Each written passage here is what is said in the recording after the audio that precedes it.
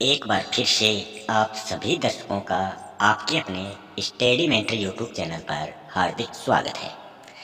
हमने जो सीरीज चला रखी है 30 वीडियो में अंग्रेजी कैसे सीखें, हम आपको स्पोकन इंग्लिश सिखा रहे हैं। तो ये अपना जो वीडियो है ये 12th नंबर का वीडियो है। इससे पहले हमने 11th वीडियो कंप्लीट कर लिए हैं। अगर आपने वो वीडियो नहीं देखे हैं तो प्ले लिस्ट में जाकर आप वो वीडियो देख सकते हैं। सिर्फ 30 वीडियो में आप इंग्लिश बोलना समझना सीख सकते हैं। अगर आप इस चैनल पर नए हैं तो सबसे पहले आप चैनल को सब्सक्राइब जरूर कर लें ताकि आने वाले वीडियो की सूचनाएं आपको तुरंत प्राप्त हो सके। तो आज का अपना जो 12th नंबर का ये वीडियो है इसका टाइटल रहने वाला है प्रीपोजिशन। प्रीपोजिशन क्या होती है ये हम आपको आज बहुत ही सरल भाषा में और सरल एग्जाम्पल के माध्यम से बताने वाले हैं। अगर आप किसी भी कंपटीशन एग्जाम की तैयारी कर रहे हैं उसमें अगर ये प्रीपोजिशन का टॉपिक जुड़ा है तो ये आपके लिए बहुत ही इम्पोर्टेंट रहने वाला है। इसमें हम एक से एक जो बढ़िया बिंदु हैं वो हमने इस वीडियो में संकलित किए हैं। एग्जाम्पल भी आपको बहुत ही शानदार लगेंगे। तो शुरू कर रहे हैं आज का अपना ये वीडियो प्रीपोजिशन। सबसे पहले हम बात करें प्रीपोजिशन। पोजीशन मतलब जगह या स्थान, प्री मतलब पूर्व की जो जगह या स्थान होता है। तो हिंदी में हम बात करें तो इसमें प्रीपोजिशन, प्री इसमें उपसर्ग लगा है, पोजीशन इसमें मूल शब्द है। उसी प्रकार हम अगर इसकी डेफिनेशन की बात करें तो किसी नाउन मतलब संज्ञा और प्रोनाउन मतलब सर्वनाम, ये दोनों हमने पिछले वीडियो में कंप्लीट कर लिए हैं। नाउन क्या होता है, प्रोनाउन क्या होता है। नाउन और प्रोनाउन से पहले आकर उनकी स्थिति को स्पष्ट करते हैं। मतलब ये प्रीपोजिशन क्या होती है, ये नाउन और प्रोनाउन से पहले आकर नाउन और प्रोनाउन की जो स्थिति है उसको पूरी तरीके से क्लियर करते हैं, स्पष्ट करते हैं। या फिर नाउन प्रोनाउन का ये प्रीपोजिशन जो है ये संबंध दर्शाते हैं। एक नाउन का दूसरे नाउन से, एक प्रोनाउन का दूसरे प्रोनाउन से ये रिलेशन बताते हैं। जैसे एग्जाम्पल है my book is on the table. मतलब इसमें हम देखें तो ये बुक जो है ये क्या है, नाउन है। ऑन इसमें प्रीपोजिशन रखी गई है और द टेबल ये भी क्या है, नाउन है। तो यहाँ दो नाउन हो गए, बुक और द टेबल। इसमें हम बात करें ये ऑन जो है ये प्रीपोजिशन क्या करता है, इन दोनों की स्थिति को या इनके संबंध को दर्शाता है कि बुक जो है वो कहाँ पर रखी हुई है, वो टेबल के ऊपर रखी हुई है। तो ये टेबल और किताब मतलब मेज और जो पुस्तक है उसमें संबंध जिसके माध्यम से प्रकट होते हैं वो प्रीपोजिशन कहलाते हैं।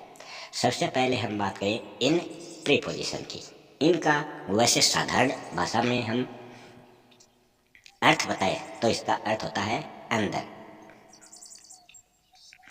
इनका जो प्रयोग है वो 3 प्रकार से प्रकट किया जाता है। सबसे पहले हम स्थिरता के भाव में इसका अर्थ देखते हैं। स्थिरता क्या होती है, जो एक जगह जड़ रहे, इधर उधर मूव ना करे, गति ना करे। जैसे my book is in the bag, तो इसमें इनका जो ये प्रयोग हुआ है ये प्रीपोजिशन है। द बैग नाउन है, बुक भी नाउन है। तो ये नाउन का नाउन से संबंध इन प्रीपोजिशन के माध्यम से हमें पता चल रहा है।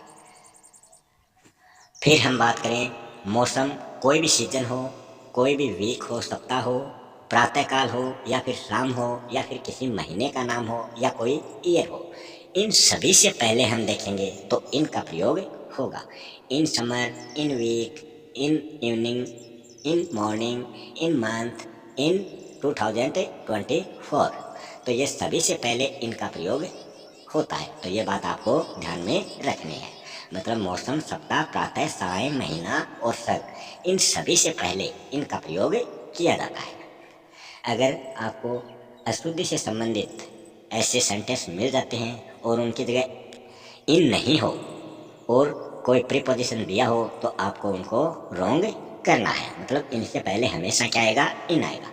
अगला इसका नियम है बड़े स्थानों से पहले भी इनका प्रयोग किया जाता है। जैसे इन जयपुर, इन दिल्ली, तो सभी जो बिग सिटी है उनसे पहले या फिर जो परमानेंट एड्रेस होता है अपना, उनसे पहले भी इनका प्रयोग किया जाता है। फिर हम इससे संबंधित एक नोट और देख लेते हैं जो आपके लिए बहुत ही इम्पोर्टेंट रहने वाला है।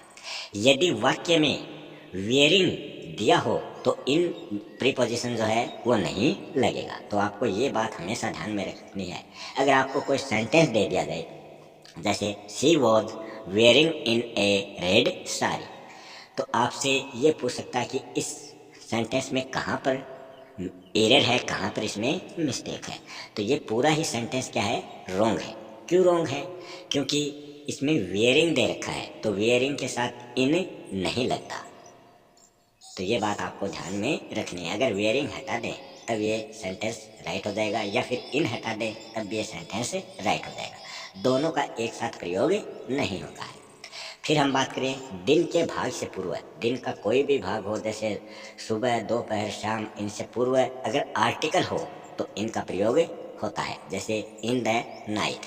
तो यहाँ द आर्टिकल दिया गया है, तो द आर्टिकल होने पर इनका प्रयोग होगा। अगर ये द आर्टिकल नहीं दिया होगा तो इनका प्रयोग ना होकर उसकी जगह एट जो प्रीपोजिशन है उसका प्रयोग होता है, जैसे at night, in the evening, in the morning, ऐसे दिए गए हैं।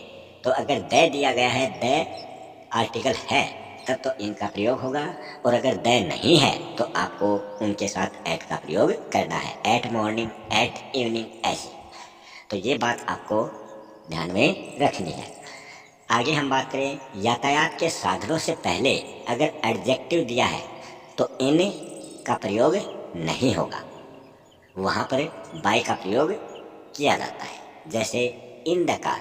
तो यहाँ द जो है वो एडजेक्टिव है, तो कार से पहले अगर एडजेक्टिव दिया है तो इनका प्रयोग, मतलब एडजेक्टिव दिया है तो इनका प्रयोग होगा। अगर एडजेक्टिव नहीं दिया हो तो इनका प्रयोग ना होकर उसके स्थान पर बाय का प्रयोग होता है, जैसे इन कार अगर ऐसे दिया है तो इन नहीं लगेगा, उसकी इन की जगह बाय प्रीपोजिशन लगेगी। तो बाय कार, बाय बस, तो इस प्रकार लग जाएंगे, या फिर by the bus, by the aeroplane, ऐसे नहीं होंगे, ये बाय एरोप्लेन हो जाएगा, या फिर इन द एरोप्लेन हो जाएगा, बाय बस हो जाएगा, या फिर रहेगा इन द बस। तो इस प्रकार आप इसमें गलती देख सकते हैं। अब हम चलते हैं, अगली प्रीपोजिशन है इनटू। इनटू का अर्थ होता है अंदर, मतलब इसमें गति दर्शाई जाती है, मतलब मूव होता है। जब गति और स्थान दोनों बदल जाते हैं, दोनों का रूप परिवर्तन हो जाता है, तब इनटू का प्रयोग किया जाता है।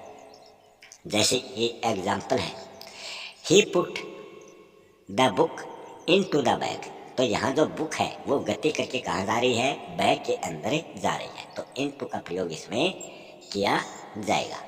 यहाँ रूप परिवर्तन हो रहा है, जो अंगूर हैं वो वाइन में चेंज हो रहे हैं, मतलब उनका शेप चेंज, उनकी जो शेप है वो चेंज हो रहा है।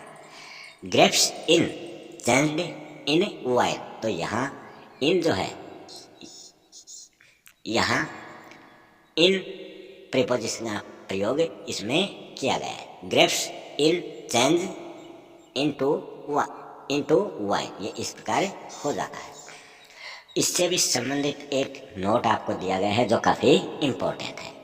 She entered into my room. तो ऐसा सेंटेंस अगर आपको दिया हो तो वो सेंटेंस हमेशा रॉन्ग होगा। अब ये क्यों रॉन्ग होगा? क्योंकि इंटर का अर्थ भी प्रवेश करना होता है, इनटू का अर्थ भी प्रवेश करना होता है, तो दोनों एक साथ नहीं आ सकते। तो इंटर के साथ कभी भी इनटू का प्रयोग नहीं किया जाता। अगर ऐसा होता है तो वो सेंटेंस क्या है, रॉन्ग है। उस सेंटेंस में किसी ना किसी वर्ड्स में एरर आपको मिलेगा, तो इन दोनों का प्रयोग इसमें नहीं होता। अब हम आगे बात करते हैं ऑन प्रीपोजिशन। ऑन प्रीपोजिशन में क्या होता है? ऑन का अर्थ सामान्य रूप से ऊपर होता है। स्थिर अवस्था में इसका प्रयोग किया जाता है, या फिर जब दोनों की सतह स्पर्श होती हो तब ऑन का प्रयोग होता है, मतलब एक की सतह दूसरे को छूती हो, स्पर्श करती हो, टच होती हो। जैसे my book is on the table. तो यहाँ जो बुक है वो टेबल के ऊपर रखी हुई है, और दोनों की सतह क्या हो रही है, टेबल की तो ऊपरी सतह और बुक की नीचे की सतह दोनों क्या है, छू रही है, स्पर्श कर रही है। तो इस अवस्था में ऑन का प्रयोग होता है।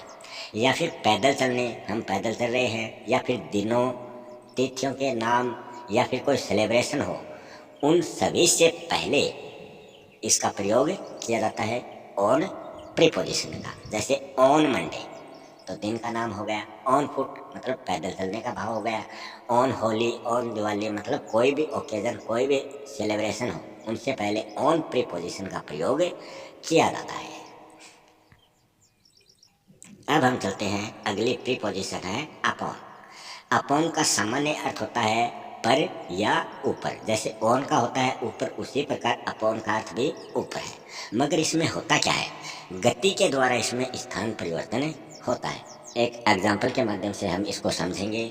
जैसे the cat jumped upon the table, तो इसमें जंप कर रही है, मतलब गति के द्वारा वो बिल्ली जो है वो टेबल के ऊपर चढ़ रही है। तो यहाँ मूव कर रही है, गति के द्वारा उसका जो स्थान है, जो प्लेस है, वो चेंज हो रहा है। तो यहाँ अपॉन प्रीपोजिशन का प्रयोग किया जाता है। अगली प्रीपोजिशन है अबव। अबव का अर्थ होता है ऊपर, या मतलब से ऊंचा या से अधिक। तो जहाँ ऐसे भाव प्रकट हो, ऊपर, से ऊंचा, से अधिक, वहाँ अबव का प्रयोग किया जाता है। जैसे कि the sky is above our head, तो यहाँ ये स्पर्श नहीं कर रहा है, बल्कि ऊपर होने का, उससे ऊंचा होने का भाव है।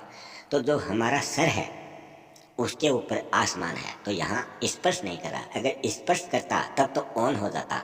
तो इनके बीच में जो स्पेस है, बीच में जगह है, इसके कारण यहाँ अबव प्रीपोजिशन का प्रयोग किया गया है।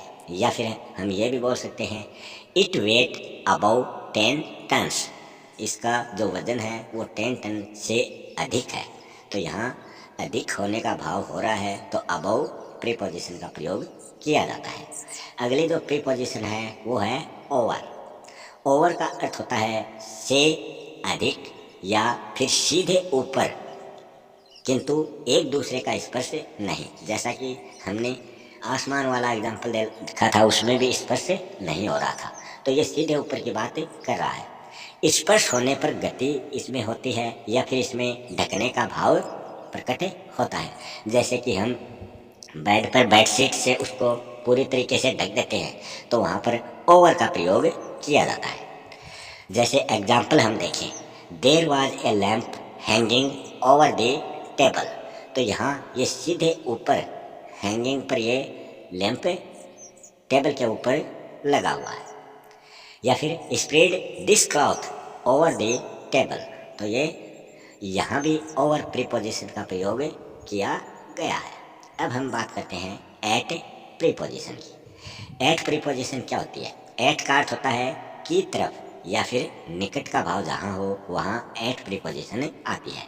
समय से पहले भी एट का प्रयोग किया जाता है, या फिर जो छोटे स्थान हैं वहाँ पर एट का प्रयोग किया जा सकता है। जैसे कि हम एग्जाम्पल के माध्यम से समझें, look at the black board, तो यहाँ ब्लैक बोर्ड की तरफ इशारा कर रहे हैं कि शिक्षक जो है वो बच्चों को कह रहा है कि ब्लैक बोर्ड की ओर देखो, मतलब की तरफ। तो एट प्रीपोजिशन यहाँ लगी हुई है। हम किसी को अगर कोई टाइम बताते हैं तो टाइम से पहले एट प्रीपोजिशन लगती है। तो एट 7 PM, मतलब PM शाम के समय, दोपहर 12 बजे के बाद में PM स्टार्ट हो जाता है, और सुबह का समय AM रहता है। रात 12 बजे से दोपहर 12 बजे तक AM, और दोपहर 12 बजे से रात 12 बजे तक PM। एट शिवनगर, जैसे ये कोई छोटा कस्बा है, तो यहाँ इससे पहले एट का प्रयोग किया है। और हमने पहले देखा था जो बड़े स्थान होते हैं उन सभी से पहले इन का प्रयोग किया गया था। जैसे इन जयपुर, इन दिल्ली हमने देखे थे। आगे है दर या पेश, जो भी बताते हैं उससे पहले एट प्रीपोजिशन लगता है। जैसे कि she sold petrol at RS 70 पर लीटर, तो यहाँ ये दो जो एग्जाम्पल है इसमें भी एट प्रीपोजिशन का प्रयोग किया गया है। ये पेट्रोल का भाव या रेट बता रहा है। फिर हम देखें अस्थायी या लगातार, जो कार्य होता है, जो निरंतर कार्य होता है, उसको दिखाने के लिए एट प्रीपोजिशन लगती है। जैसे आई एम प्लेइंग नाउ, तो इसको हम आई एम प्लेइंग नाउ ऐसे भी बोल सकते हैं, या फिर I am at play now. तो ये दोनों सेंटेंस एक जैसे हैं, दोनों ही सेंटेंस सही है। एक में एट का प्रयोग हुआ है और एक में वर्ब प्लस आईएनजी का प्रयोग हमें देखने को मिला है। तो ये दोनों ही सेंटेंस सही है।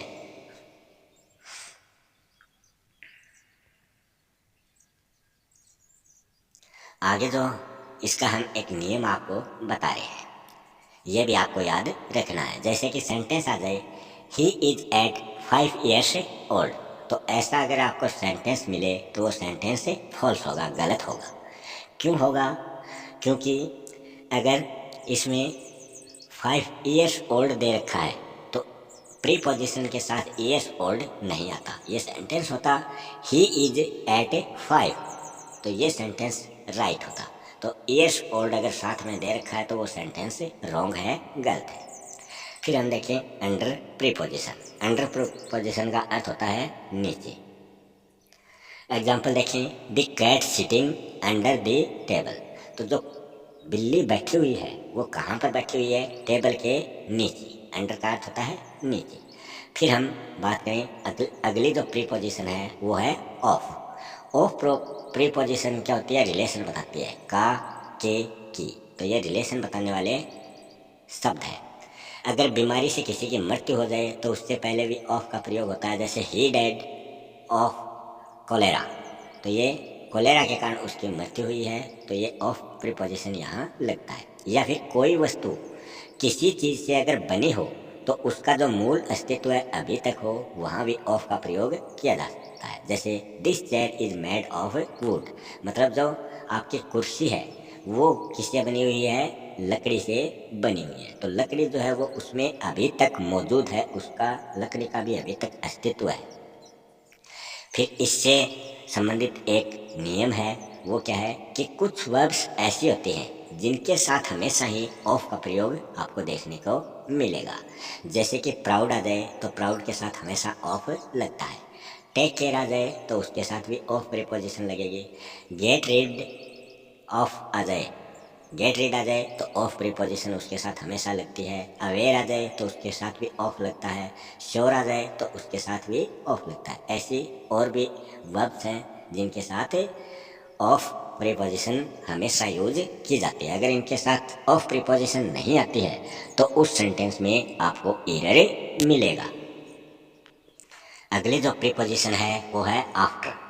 आफ्टर का अर्थ होता है बाद में या फिर पीछे। इसका एग्जाम्पल है people run after the thief, कि जो लोग हैं वो किसके पीछे दौड़ रहे हैं? तो वो एक चोर के पीछे दौड़ रहे हैं। तो आफ्टर होता है पीछे। फिर है बिटवीन। बिटवीन का अर्थ होता है दो व्यक्तियों या फिर दो वस्तुओं के बीच में संबंध बताना।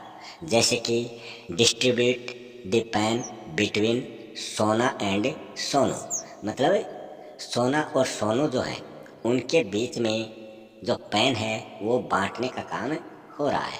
तो बिटवीन प्रीपोजिशन यहाँ पर लगेगी। एक बात आपको हमेशा याद रखनी है, बिटवीन का जहाँ भी प्रयोग हो तो वहाँ जो नाउन आएंगे या जो प्रोनाउन आएंगे उनके बीच में एंड का प्रयोग हमेशा आपको देखने को मिलेगा। अगर वहाँ पर एंड का प्रयोग नहीं हो रहा है, जैसे यहाँ सोना एंड सोनू, तो यहाँ एंड का प्रयोग हो रहा है। तो जहाँ एंड का प्रयोग बिटवीन के साथ हमेशा एंड का प्रयोग हो तो वो सेंटेंस सही है, वरना वो सेंटेंस गलत है। इससे संबंधित एक नियम और दे रखा है, वो आपको याद रखना है। He distributed sweets between each girl and boy. ऐसा सेंटेंस आ जाए तो वो क्या होगा? गलत होगा। क्यों गलत होगा? क्योंकि ईच और एवरी, अगर ऐसे सेंटेंस में ईच और एवरी का प्रयोग हो जाता है तो वो सेंटेंस गलत हो जाता है। बिटवीन गर्ल एंड बॉय हो जाता तब ये सेंटेंस सही होता। तो यहाँ